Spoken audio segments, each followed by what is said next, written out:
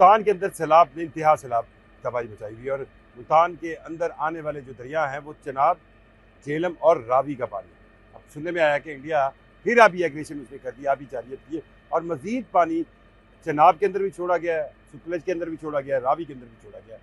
मुल्तान, पहले मैं थोड़ा सा आपको इस इलाके का महल को बताऊँ। मुल्तान के गिर्द दरिया चनाब आता है और ये वो इलाके हैं, ये आमों के बाग हैं जहाँ पर शायद कभी पहले सैलाब का पानी आया हो तो एक अरसा ही गुजर गया होगा। अब ये जो आपको रास्ता पानी नजर आ रहा है, जो लोग जाते हुए नजर आ रहे हैं, ये एक मेन सड़क है जिसके इर्द गिर्द दर्जन से ज्यादा बस्तियां हैं और ये बस्तियों के अंदर हमने देखा सारा दिन लोग अपने जानवर, माल मवेशी, अपनी चारा, ये जैसे चारा पड़ा है ये उनके लिए बहुत कीमती है क्योंकि जानवर ये खाएगा तो ही वो जिंदा रहेगा। और आप देख सकते हैं कि ये पानी की सतह हर सू जो है वो बढ़ती चली जा रही है और इस जगह, क्योंकि ये जगह थोड़ी सी नीचे थी, तो इरिगेशन डिपार्टमेंट ने बाकायदा यहाँ पर अभी कुछ ही देर में ये इसको बंद करके जो है वो बंद बना दिया। अब थोड़ा सा मैं आपको समझाता हूँ कि किस तरह जानबूझकर इंडिया की तरफ से अभी जारियत की गई और अब ये जारी भी है। जो दरियाए रावी, दरियाए सतलज और ब्यास है वो मशरकी दरिया हैं और ये इंडिया को दिए गए हैं। अब वहाँ से जब भी पानी बढ़ता था तो जब सिंध तास मुआहदा था तो उस वक्त 12 घंटे के बाद या 24 घंटे में एक बार दोनों Indus water commissioner, Indian side के भी और पाकिस्तानी साइड के भी, वो इन्फॉर्मेशन एक्सचेंज करते थे। अब वो इन्फॉर्मेशन जब एक्सचेंज होती थी तो पाकिस्तानी साइड, क्योंकि पानी आता पाकिस्तान की तरफ है, पाकिस्तान इस तरह है, तो उस वक्त पाकिस्तानी साइड से एक सजेशन दी जाती थी कि अगर आपके डैम्स 50% भर गए, 55% भर गए, 60% भर गए और बारिशें आ रही हैं, पानी आ रहे हैं, आपके डैम को भरने के लिए बहुत ज़्यादा पानी अवेलेबल है, तो पाकिस्तान पहले ही रिक्वेस्ट कर देता था कि आप थोड़ा थोड़ा करके पानी छोड़े। लेकिन इस बार पहलगाम वाक़ये के बाद मुझे यूँ लगता है कि एक प्रॉपर साजिश थी और ये मेरा नज़रिया हर गुजरते दिन के साथ मजबूत तर होता चला जा रहा है। उसकी वजह ये है कि जब आपका सलाल डैम और थेन डैम 87%, 90% तक भरा, यानी डैम के इतने लेवल पर भरना जो है खतरे से खाली नहीं होता, तब उन्होंने यकदम पानी का एक बड़ा रेला बनाकर छोड़ा। और जब बड़ा रेला होता है पानी का तो वो फिर अपने जो रास्ते हैं उससे सिर्फ नहीं गुजरता, वो फिर इर्द गिर्द की आबादियों में फैलता है और वो आबादियों में फैला। अब किन आबादियों में फैला और उनसे पाकिस्तान का इकोनॉमी का क्या नुकसान हुआ, ये भी बहुत गौर तलब चीज़ है। लेकिन पहले समझिएगा, अब दरियाए रावी के अंदर जब उन्होंने पहला सैलाबी रेला छोड़ा तो वो नारोवाल डिस्ट्रिक्ट को पूरा बर्बाद करता हुआ, उसके साथ जो दीगर इलाके थे करता हुआ लाहौर आया, लाहौर की शहरी आबादी को उसने डिस्टर्ब किया और फिर वो उकाड़ा कबीर वाला इस तरफ तबाही मचाकर अब्दुल हकीम से अब ये दरिया कबीर वाला से दरिया चनाब में एंटर होता है।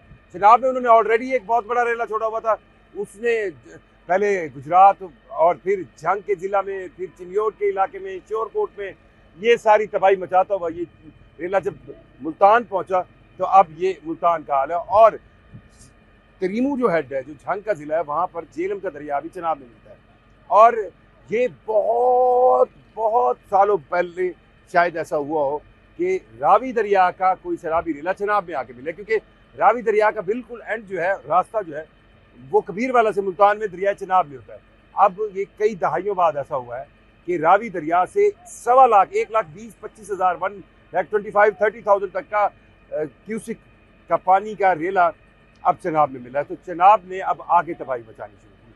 अब ये मुल्तान जिसको आमों का शहर कहा जाता है, मुझे एक जगह ऐसी नज़र नहीं है जहाँ आमों का बाग हो और नीचे पानी ना हो। यहाँ पर भी फसलें खड़ी तबाह हो गई हैं, यहाँ पर फिश फार्मिंग बहुत थी शहर के साथ, बहुत सारी तबाह हो गई और इस वक्त हाई अलर्ट है मुल्तान, हाई अलर्ट है मुल्तान।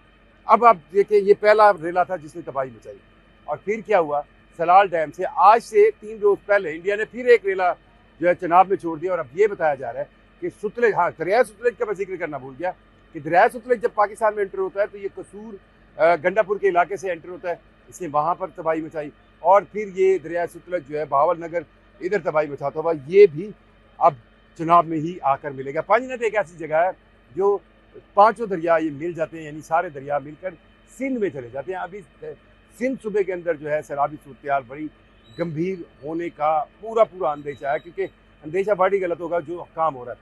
अब मुल्तान के अंदर एक और सिग्निफिकेंस ये है कि यहाँ पर एक मोहम्मद वाला ब्रिज जो नई बनी थी उस पर 414 फीट तक पानी आ गया, 417 उसकी आप समझे एक्सट्रीम पॉइंट है, और उसके बाद मुल्तान शहर को बचाना है तो आपको डायनामाइट्स लगाने हैं, आपको बंद तोड़ने हैं, और वो काम सारा कुछ रेडी किया गया है। इस पूरी सूरत हाल में ये अब जब भी मैं किसी से मिलता था वो ये मुझसे पूछता था क्या पानी कम हो रहा है, पानी का रेला कम हो रहा है, थोड़ा टेम्परेरी कम हुआ तो लोगों ने कहा चलो अब पानी उतरेगा तो निकलेंगे।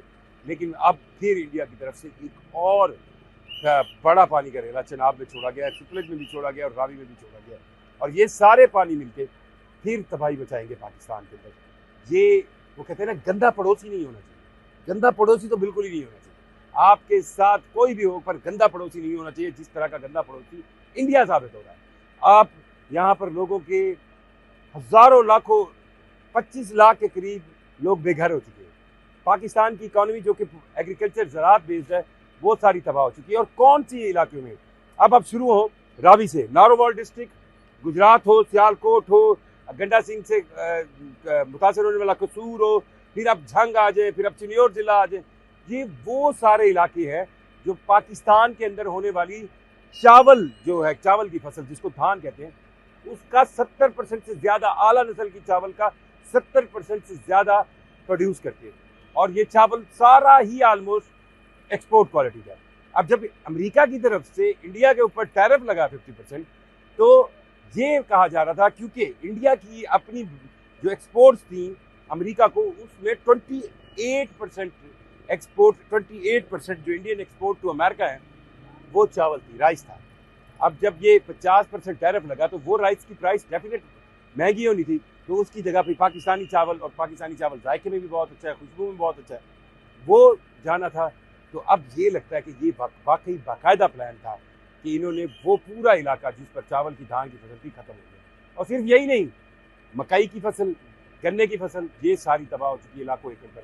और चारा जो सबसे अहम है, जानवरों को खिलाया जाने वाला चारा।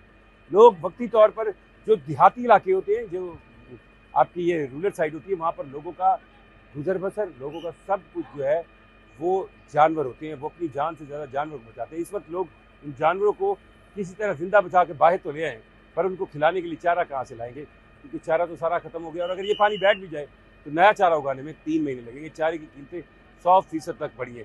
एक बाबा जी कितों आते पे कितों आते पे बुढ़ गई यार से तुम्हारी एक दाल माल डंगर कटे हुए, माल डंगर पैर पट्टे बैठे। ये पानी जड़ा छुड़े दे इंडिया, ये सारे से जड़ा जुल्म करे दे, क्या आखसो क्या क्या आख सकते हैं, गवर्नमेंट को दुनिया दी दे, क्या आख सकते हैं। इंडिया को ये ताक सो भाई तू जो करके तो डूब देना है। अल्लाह वारिस है, ये है। अब ये बुजुर्ग अल्लाह वारिस है, ये मतलब अब कह लें कि एक ऐसी तवक्कल है जिस पर ये जिंदा है।